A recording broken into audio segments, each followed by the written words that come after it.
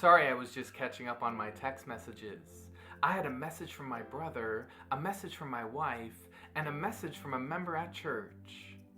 There was once a time when we didn't have technology to send texts, emails, and other messages. So what did we do? We wrote letters. Well, the Bible is a collection of books and letters. The book of Revelation actually has 7 letters. Revelation chapter 2 transitions from the vision of Christ to the message of Christ.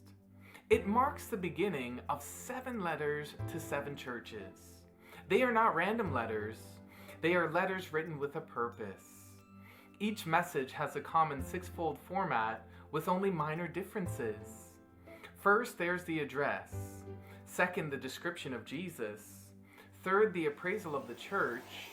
Fourth, his counsel to the church. Fifth, his admonitions to hear the Spirit. And sixth, his word of promise to the overcomer. For some there is commendation. For others there is condemnation.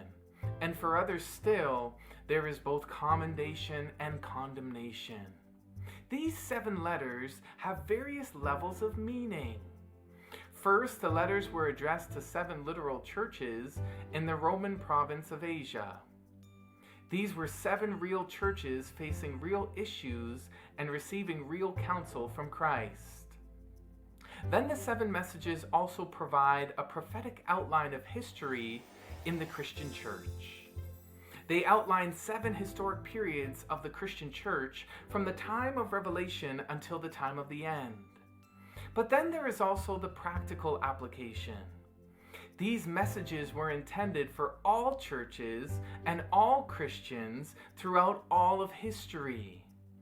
Each message represents a different phase of the Christian experience, and yet each message is relevant to us all.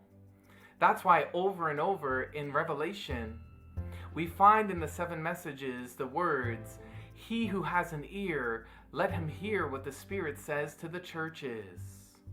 If you are able to hear the message or read the message, then the message is for you. So even though we might be busy with texts and emails and messages from other people, let's make time for these 7 messages from God.